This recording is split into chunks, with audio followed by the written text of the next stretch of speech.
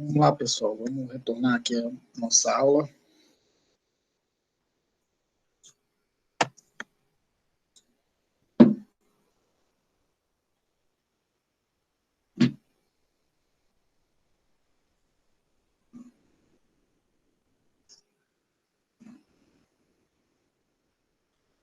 Muito bem, então é o seguinte, só para fechar ali essa questão da presença, eu vou instalar o programinha lá que o César comentou com vocês, tá?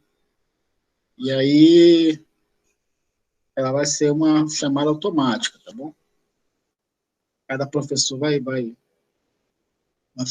fazer a seu critério aí a sua forma de fazer essa chamada. A minha vai ser dessa forma, eu não vou ficar solicitando que vocês escrevam o nome de vocês no chat não, tá bom? Eu vou tirar só um relatóriozinho e vou contabilizando aí as presenças de vocês nas nossas aulas. Beleza? Galerinha, eu postei para vocês uns slides, tá? Tendo em vista que nós temos aí mais 50 minutos de aula, não teremos tempo de ver todos os slides hoje, porque são quase 50 slides, eu acho. Deixa eu ver aqui.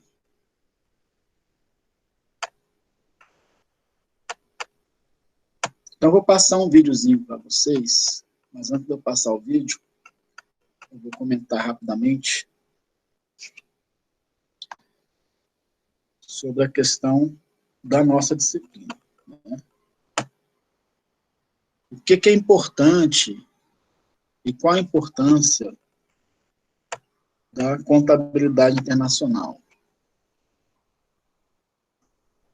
Para vocês, o que vocês consideram como o principal pilar de importância da contabilidade internacional na formação acadêmica de vocês? Trabalhar em empresas multi-internacionais. Trabalhar em empresas multinacionais, certo? Também, né? Isso é importante. A gente precisa saber a forma como interpretar as informações. Mas, ainda mais importante do que isso, pode falar, Renata, quer falar alguma coisa? Falar a mesma linguagem, né, dentro da contabilidade. Sim, exatamente. É importante criar um paralelo aqui, gente. Ó. Nós estamos falando de mercados globalizados, de economias globais, certo? Hoje nós não temos barreiras comerciais, né? Salvo algumas peculiaridades que nós sabemos que existem, mas os mercados estão, de uma certa forma, integrados. E isso acaba viabilizando processos comerciais entre países, obviamente, certo?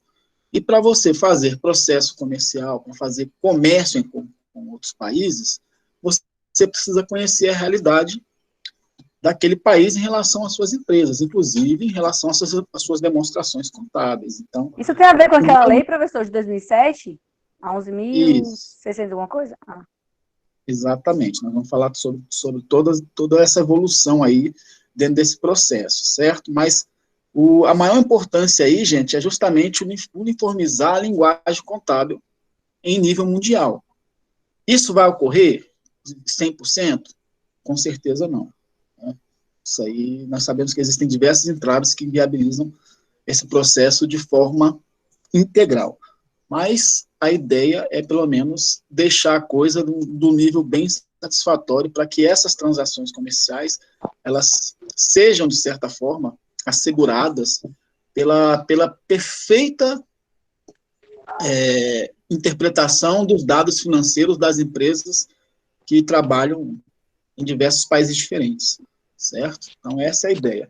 Eu vou passar para vocês, nós temos 62 slides, que eu coloquei para vocês no Moodle, e não tem como falar de 62 slides em 50 minutos. Eu vou passar para vocês um videozinho, e a atividade de vocês, da aula de hoje, vai ser o seguinte: vocês vão pegar os slides e vão ler esses slides, né, o conteúdo deles, e no final dos slides nós temos algumas questões discursivas. Vocês já vão vir para a próxima aula com essas ideias em relação a essas questões discursivas.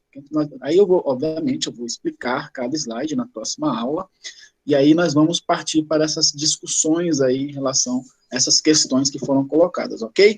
Mas antes disso, eu vou passar um videozinho, que é um videozinho que tem a ver com isso, com essa questão de globalização, certo? Porque a contabilidade internacional está totalmente vinculada a essa questão, certo?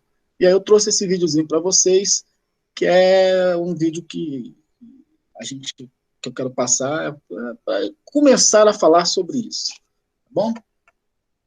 Na próxima aula a gente entra na questão dos slides especificamente.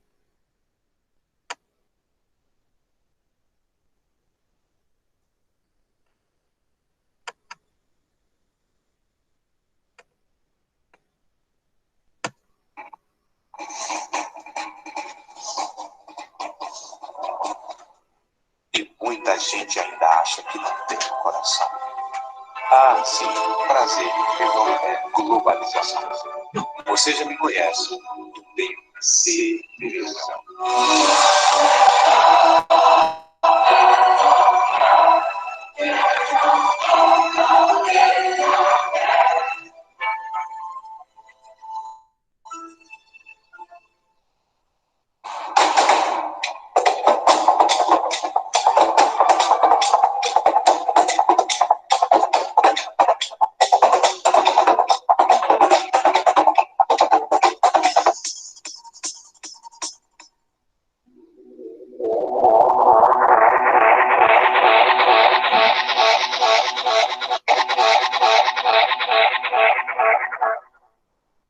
O processo de globalização, especialmente nessa dimensão que eu trato aqui, que é essa dimensão da informação, essa informação ampla, disponível, permanente, em tempo real, também mudou o mapa das posições e das oposições políticas no mundo ocidental e nas democracias desse mundo.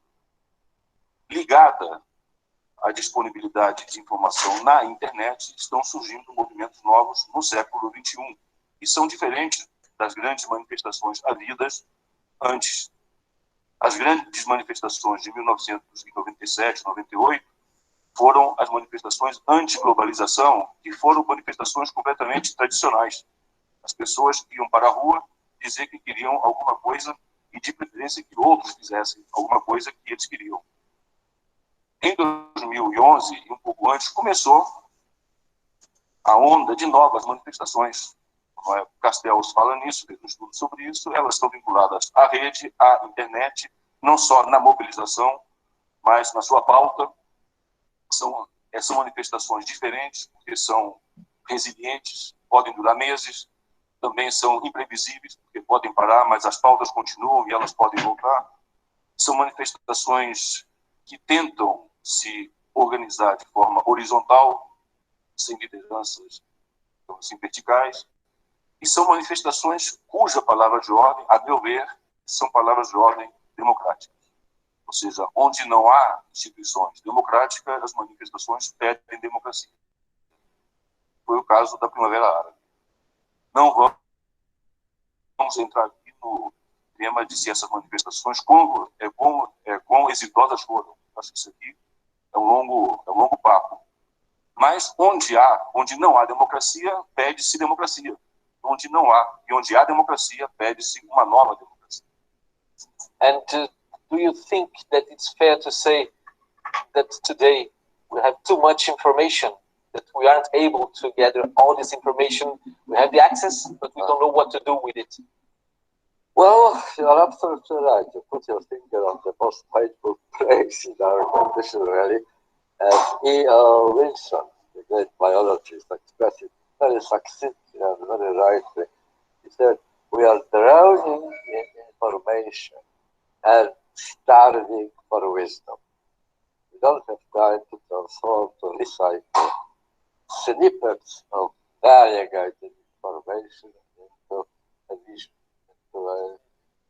something which you can call wisdom. Wisdom tells you how to proceed. The great German philosopher Ludwig Wittgenstein used to say, to understand is knowing how to go on. And that's precisely what we are missing. We don't know how to go on. And if there is a consensus, and I think that we can say there is a consensus that communism lost this war, specific one. On the other hand, capitalism won. But we know that this victory also, in its way, has its failures. It's lacking lots of solutions for lots of things. What are the biggest problems of the market society today for you? The presence of communism outside the iron curtain prompted capitalism to limit its own destructive propensities and to keep inequality, social inequality within acceptable framework, not to let it go out of control, providing the laws, the rights to the employees, not just the employers. The idea of flexible, of deregulation of labor market, for example, would be unthinkable, simply because there was the competitor outside. It was very careful, made propaganda, and it was not easy. Now, suddenly, everything is possible. No one watches. You can do whatever you like. You can use whatever resources you possess in order to promote your own interests. And that is potentially catastrophic. The lack of self-constraint. That's what's happening now. And besides, after first reaction, after introducing Margaret Thatcher, Robert Reagan, neoliberal idea of society, we had 30 years of what I call consumerist orgy. We spent money we didn't earn, we were hopeful about the future, that future we will repay what we are borrowing now, and it ended, as you well know, 2007, 2008, credit collapse. Now we are again in the starting point. Muito bem. É neste mundo que nós nos movemos. Este mundo, ele enseja algumas respostas. A resposta populista é uma delas. E ela tem a sua eficácia. E é muito curioso observar que este que era um fenômeno da periferia do sistema, tipicamente um fenômeno latino-americano, curioso entender porque nunca houve populismo na Ásia, embora a Ásia fosse periferia do sistema também. Isso é outra história. Ele começa a aparecer nas democracias consolidadas. Né? O Trump é isso, a Marine Le Pen é isso, toda uma nova direita nacionalista europeia tem características populistas. Você tem uma outra resposta, que é uma resposta de enorme desconfiança, de quase recusa à política institucional. E a ideia de que a sociedade pode se autorrepresentar. Que é uma, digamos, para dar um nome qualquer, porque esses nomes sempre funcionam, é uma resposta meio ongueira. E que tem sua força, mobiliza pessoas em termos de caso. E depois tem uma outra resposta que ainda não está dada, que é a resposta em torno da qual eu acho que nós aqui nos organizamos. Que, no fundo, é dizer, olha, partido é importante, instituição política representativa é fundamental. Vamos dizer com clareza, a gente acha que é o elemento central. Né? Quer dizer, você abriu um espaço para participação.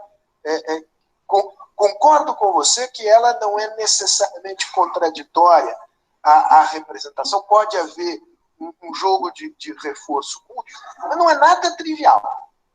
Não é nada trivial. Então, nós apostamos nesta ideia de que é possível, digamos, recuperar, revitalizar a política institucional e a democracia representativa em novas bases. Nós temos a resposta para esse mesmo desafio? Claramente, nós não temos. E aqui tem um corte geracional engraçado. Né? A gente olha aqui, todos nós aqui, acho que não tem ninguém com menos de 40 e tantos anos aqui, daqui para cima. Então, isso eu não quis, mas a média, pode ser que tenha, digamos, tem pontos fora da curva aqui, né?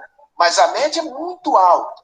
Então, a gente tem uma enorme dificuldade de conversar com uma nova geração, cuja cabeça é muito diferente, né?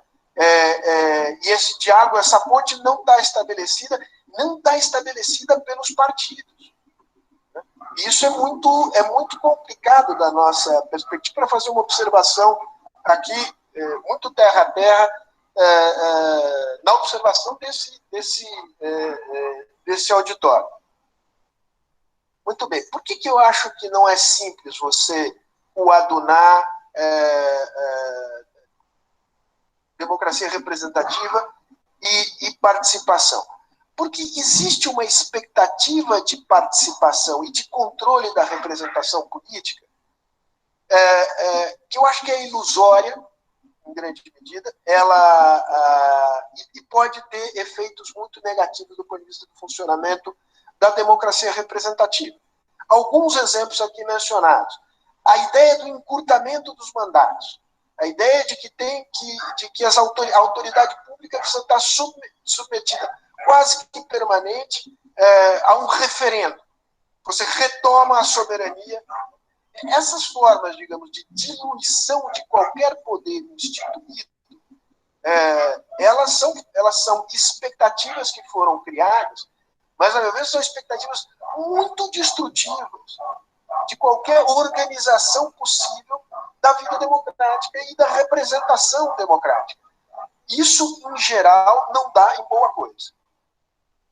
Esse tipo de apelo, na prática, acaba abrindo espaço para fenômenos que são fenômenos, no fim das contas, autoritários. A minha mensagem aqui é basicamente essa. Nós somos somos criaturas de outro tempo, mas o nosso tempo não acabou.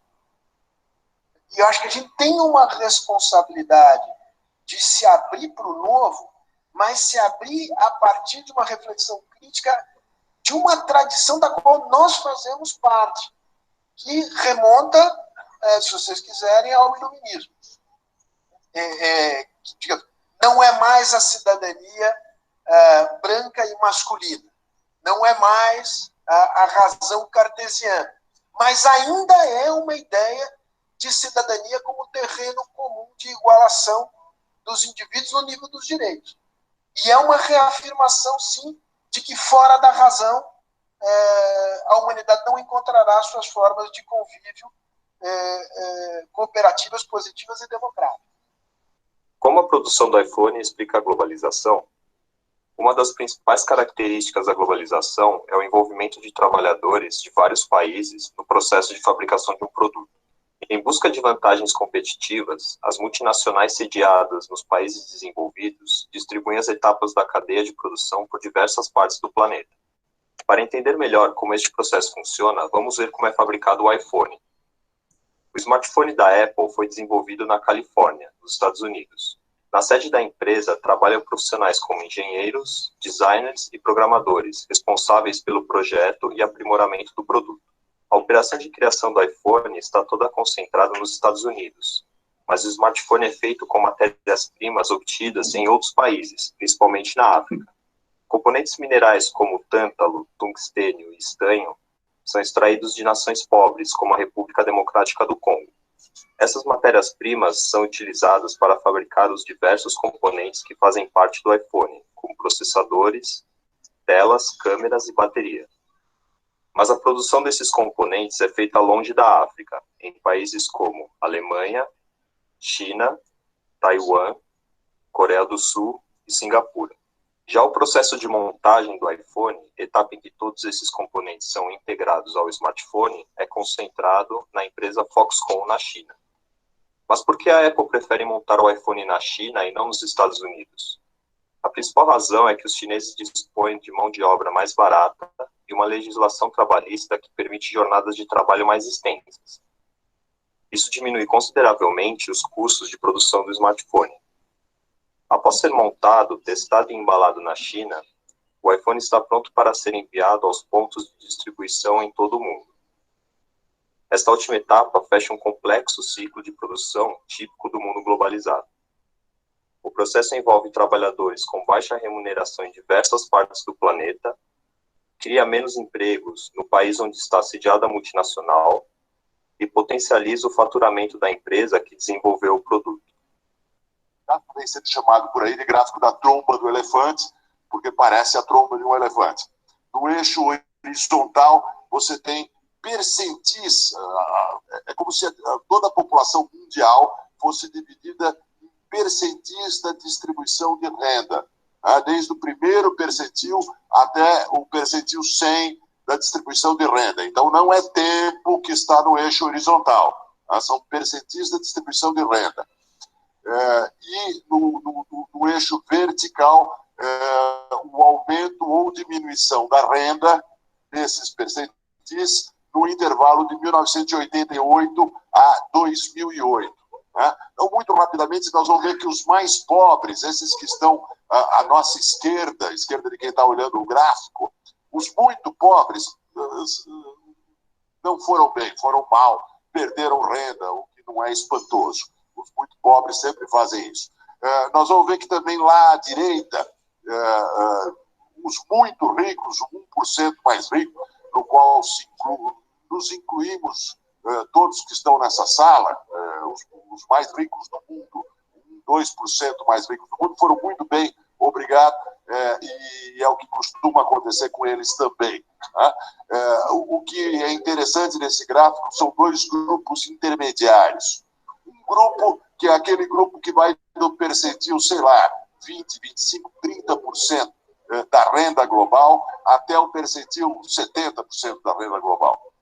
Esse grupo que a gente poderia chamar de classe média baixa do mundo, se isso existisse, se existisse uma classe média baixa do mundo,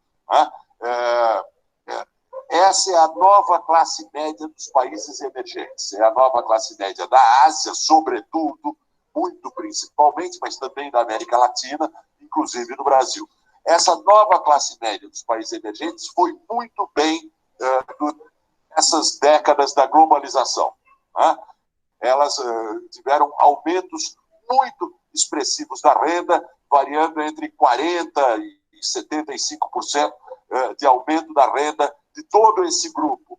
Então, é falsa a ideia de que a globalização empobreceu os pobres. É falsa a ideia, tão difundida pela esquerda, uma década atrás, duas, e que ainda se repete, apesar dos dados, que a globalização aumentou a distância que existia entre pobres e ricos ou entre países desenvolvidos e países em desenvolvimento.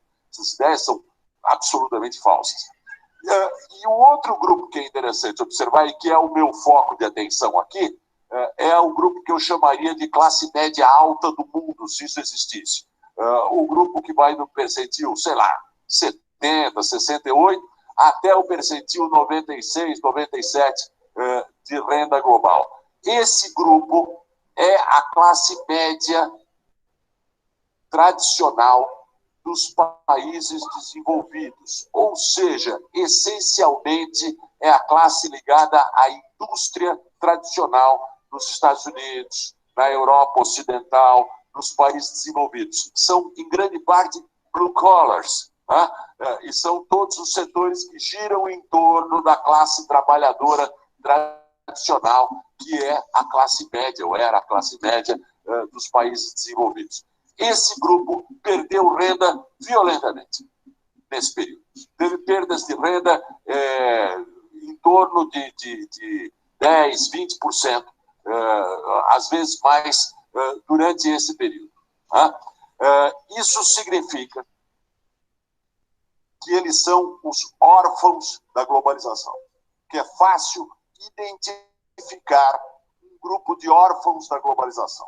Pode-se perguntar por que isso aconteceu. A resposta a por que isso aconteceu é complexa, mas pode ser simplificada numa expressão: o fenômeno da estagnação secular, ou seja, o fenômeno da tendência à redução das taxas de crescimento do PIB dos países desenvolvidos. The 20th century was passing from the whole era of world history, namely from society of producers to society of consumers. On the other hand, you had the processes of fragmentation. Societies have been individualized. Instead of thinking in terms of community to which you belong, nation to which you belong, political movement to which you belong, and so on, people tend to think, redefine the meaning of life, the purpose of life, the happiness in life, to what is happening to one's own person. The questions of identity, which play such a tremendously important role today in the world. You have to create your own identity. You don't inherit it. You not only you need to make it from scratch, but you have to spend your life in fact redefining your identity, because the styles of life, what is considered to be good for you and bad for you, the attractive, tempting forms of life change so many times in your life.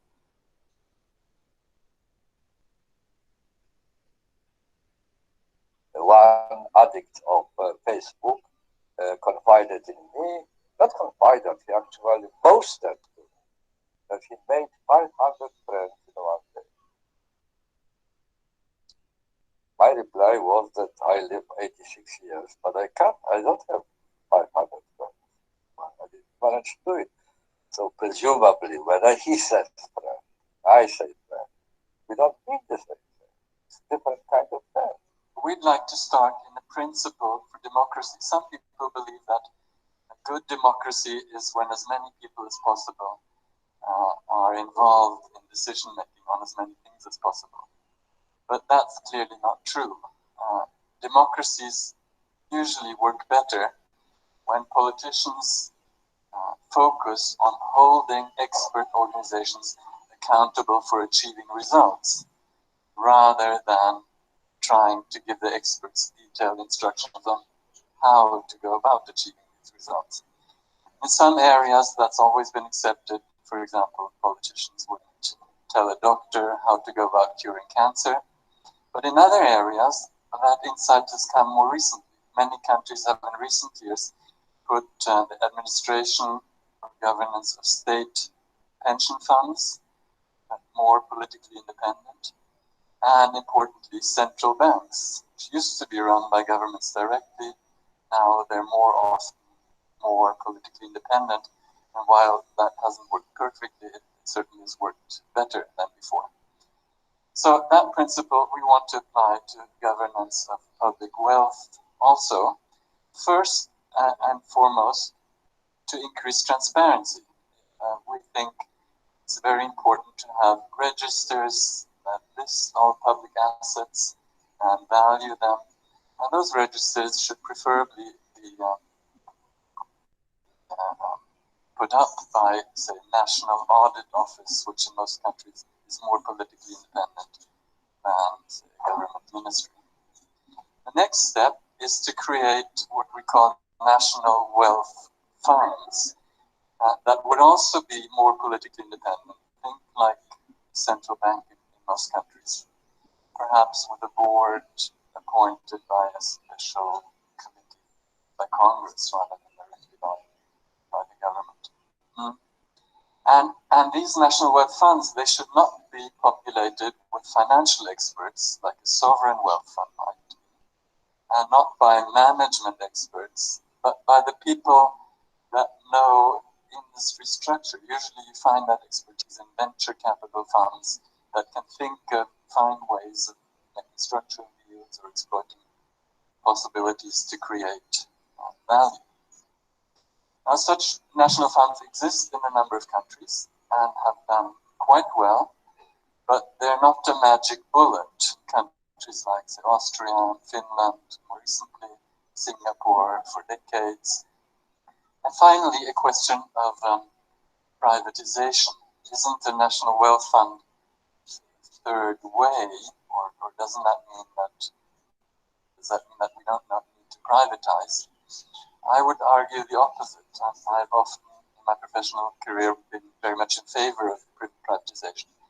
But we also have to realize that privatization is complicated. It opens up opportunities for corruption.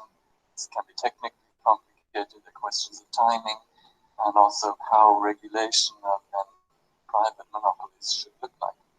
So what we've seen in the countries that have national wealth funds is that using the National Wealth Fund as a vehicle for privatization is better than letting a government do that directly. Like in Austria, for example, initially after the Second World War, many firms were in this National Wealth Fund, and then the National Wealth Fund has gradually sold a number of these firms and returned the money to the government. But it has also governed the remaining state-owned firms well, so that the wealth they govern is equally large now as it was 30 years ago. So those are sort of some of the issues around National Wealth Fund. So let me just pull all that together. To our mind, public wealth is like a cookie jar. And when the cookie jar is a bit hidden under the table, then politics easily becomes all about how to get your hands in the cookie jar. And what we want to do is put the cookie jar on the table, transparent for all to see. We want to put somebody who's trustworthy and a bit independent in charge, guarding the cookie jar and being held accountable so everybody can see the results. And hopefully that will then help politicians to think less about how to get their hands in the cookie jar and more about how to bake more cookies. Thank you.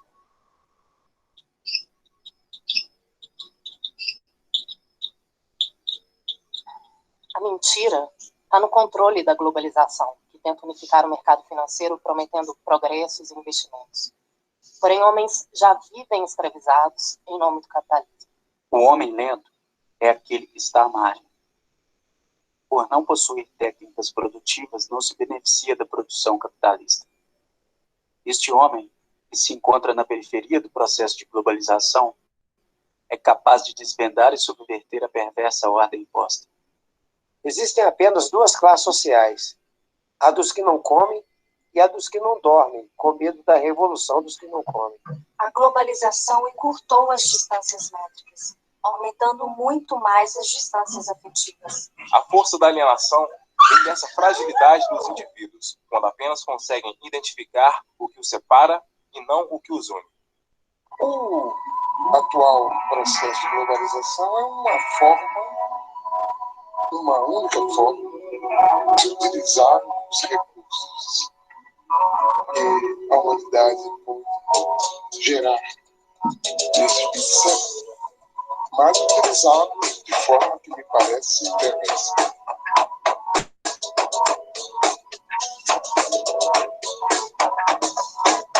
Os do mundo, alguém tem que explicar. Será possível apontar nossas linhas de fraqueza e força? Tiranias e doutrinas nos separam do mesmo Deus. Tem que entender. Enxergar a real ao invés de uma fábula que não nos representa. Os conflitos e as dores do mundo, alguém tem que explicar. Será possível apontar nossas linhas de fraqueza e força? Tiranias e doutrinas nos separam do mesmo Deus. Enxergar a real ao invés de uma fábula que não nos representa.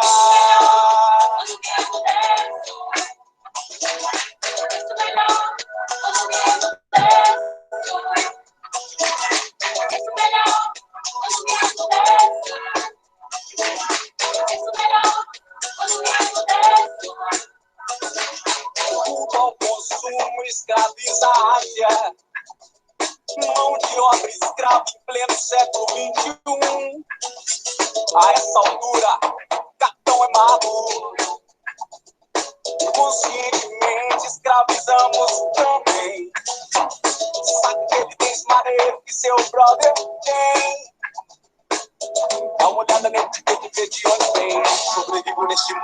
rodeado de fábulas, até que quando as fadas são do bem.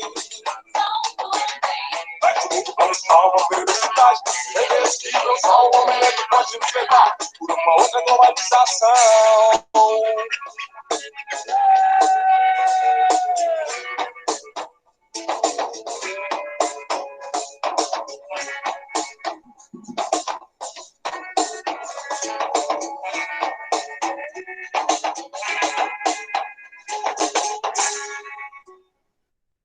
Lembre-se que você assiste às entrevistas, matérias e debates do Programa Diferente na íntegra em programadiferente.com e na tvfab.net. Siga também as nossas postagens nas redes sociais com a hashtag Programa Diferente. Comente, curta e compartilhe. Participe.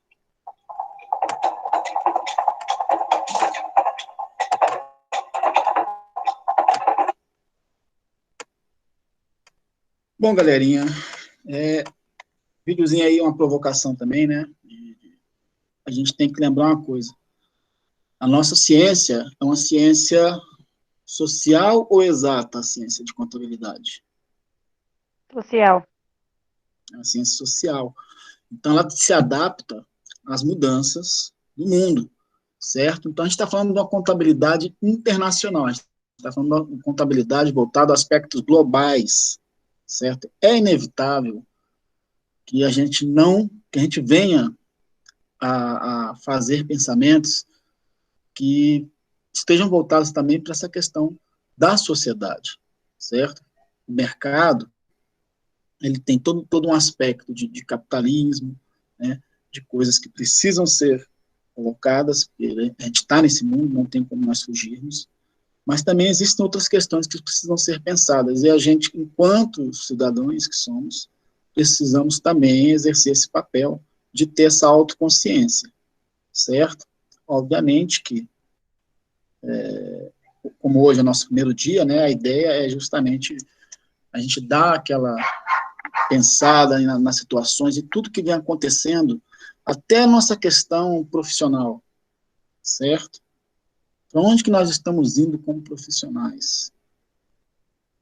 Como é que vai ficar a questão da empregabilidade no futuro? Existem diversas questões que têm impacto direto na nossa profissão, que é a profissão contábil. Vocês concordam comigo? Sim.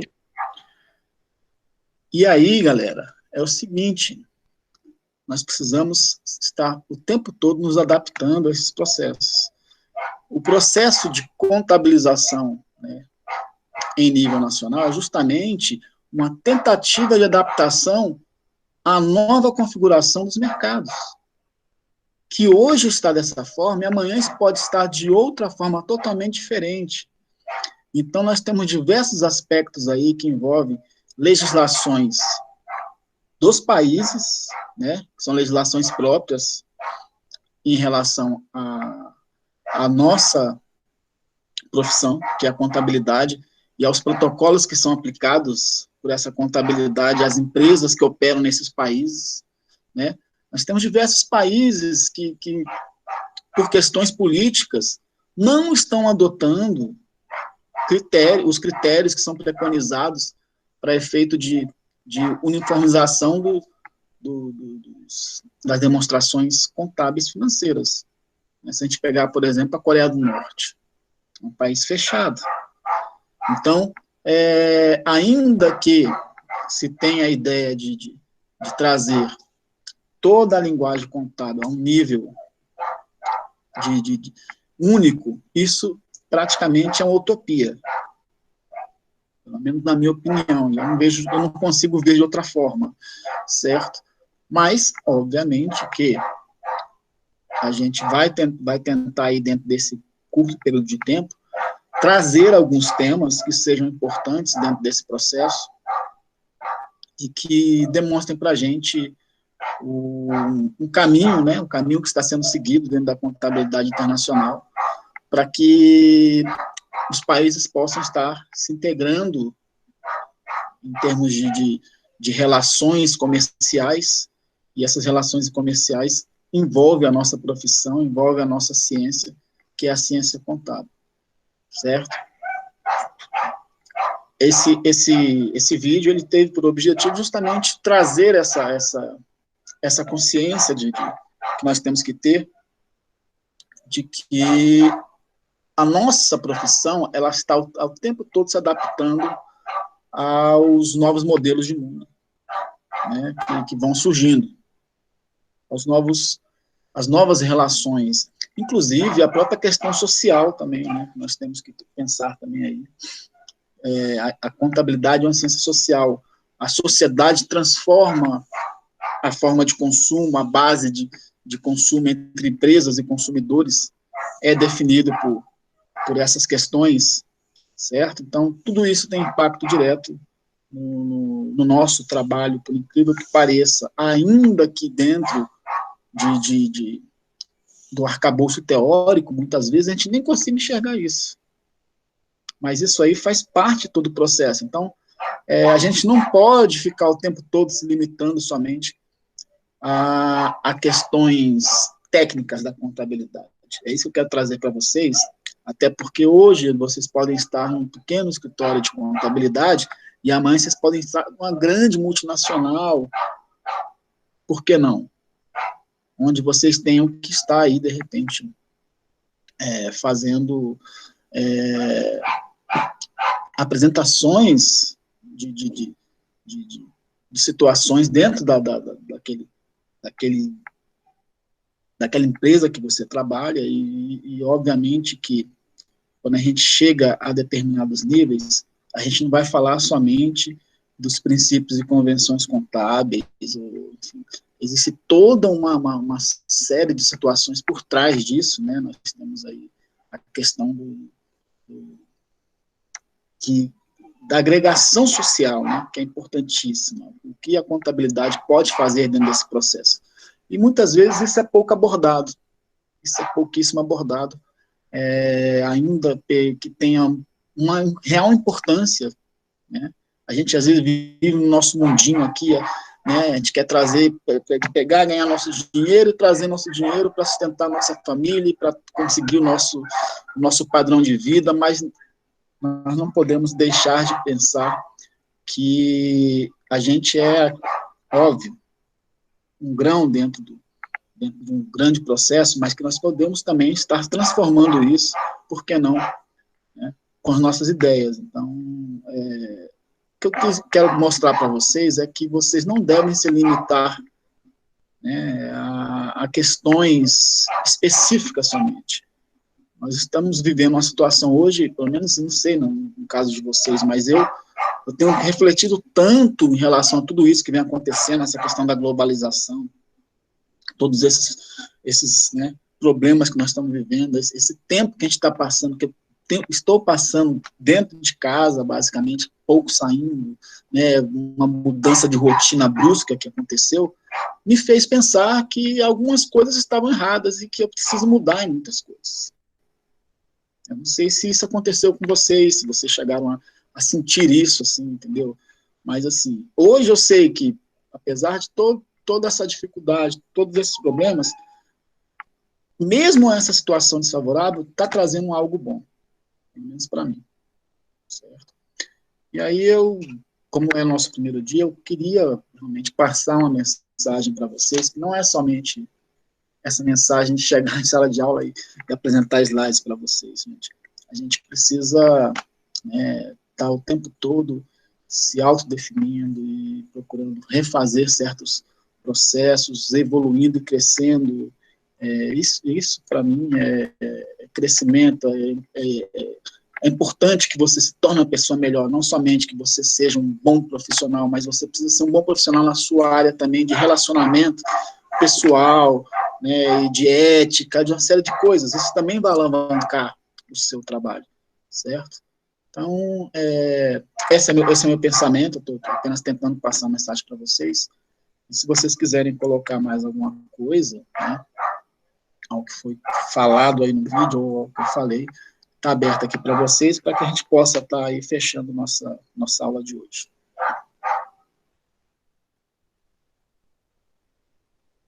Alguém quer falar alguma coisa?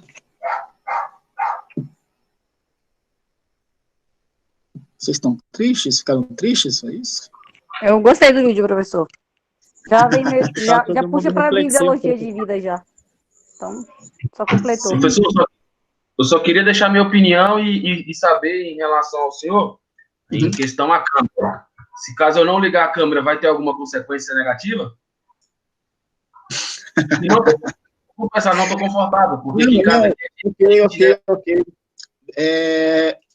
Eu sei que vai prolongar esse assunto, mas eu só queria saber se vai ter alguma consequência negativa. Para o senhor. Vamos conversar isso posteriormente, tá bom? Relaxa. Seguinte, então, galera, começamos aí nosso semestre. Desejo um excelente semestre a todos vocês, né, e que a gente possa estar de forma tranquila e, enfim, organizada, estar trabalhando esse semestre aí para que as coisas ocorram de uma forma leve e a gente consiga chegar em dezembro todo mundo tranquilo, né? Mas façam a parte de vocês também, não deixem de fazer. Hoje vocês têm uma responsabilidade maior do que vocês talvez tinham na aula presencial, porque vocês precisam, né, e têm que estudar basicamente sozinhos, assim, entre aspas. Eu vou estar aqui, obviamente, a gente vai estar debatendo, a gente vai estar estudando, mas vocês têm todo o material à disposição de vocês, e às vezes muitos aí não vão poder assistir a aula, mas vão depois assistir a aula sozinhos. E aí você pode estar, né, aprimorando essa questão de ser autodidata também, de buscar informação sem necessidade também de ficar na dependência do professor, do tutor, do orientador, né? Vocês têm capacidade para trazer, inclusive, ideias que possam até ajudar na aula. Então, é isso que eu quero mostrar para vocês. Estamos aí juntos sempre. Vocês sabem que vocês podem contar comigo, e a ideia é que a gente possa realmente tirar o melhor proveito possível, independentemente de qualquer tipo de limitação. Certo? Professor, e o grupo do WhatsApp, o senhor vai ficar comunicando com a gente pelo qual? Se eu vou ficar comunicando pelo WhatsApp também? Isso. E se for, vai criar outro ou vai reutilizar daqueles lá? Não, eu acho que a gente pode continuar utilizando o mesmo, né? Eu acho que algumas pessoas, talvez novas, que estejam nessa grade, que a gente não conheça ainda. Quem é que ainda não conhecia a turma aí? Por favor, eu não estou nesse grupo aí, não. Franciele, quem mais? Professor, eu acharia melhor que cada disciplina tivesse o seu grupo particular. Que foi o mesmo sistema que nós fizemos no semestre passado. Eu também acho que fica mais organizado. Igual o semestre passado, cada matéria tem um grupo. Isso. A ideia é essa. O que nós estamos falando aqui agora é porque, como já tem um grupo da disciplina do semestre passado, a gente pode aproveitar e renomear esse grupo com a nossa disciplina, Contabilidade Internacional, acrescentando-se aqueles novos participantes, né, o Henrique, a Franciele, ou caso alguém mais venha entrar, e aqueles que não estão nessa disciplina, a gente pode também, a Brenda também retirar do grupo, a Brenda também, né? Pois é. Pode ser. Perfeito. Só o nome, né, da disciplina do grupo. Aí eu vou fazer o seguinte, eu vou pedir para os novos, né, alunos que estão aqui, coloquem, por favor, o telefone, ou melhor, vou colocar o meu telefone aqui no chat, e aí vocês mandam um oi para mim no WhatsApp, né? A Brenda está perguntando qual é o nome do vídeo, tá? Vou colocar aqui, Brenda. Meu telefone, vou colocar aqui agora. Professor, qual é a atividade que o senhor falou que tinha que fazer hoje? É porque eu não escutei direito, aí acabou indo o vídeo, nem... Os slides. E responder as questões. Ah, tá no mudo, né? Isso. Tá, aqui meu WhatsApp, joguei no chat aqui para vocês, tá? E vou colocar o link do vídeo aqui para quem quiser assistir de novo. Vou jogar no chat também.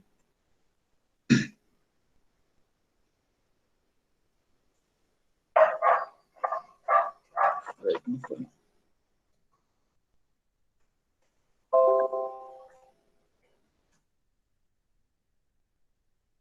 Coloquei aí o link do vídeo do YouTube. Bom, aos novos alunos aí, sejam muito bem-vindos. Aos alunos que já me conheciam, já trabalhei com vocês também, sejam muito bem-vindos.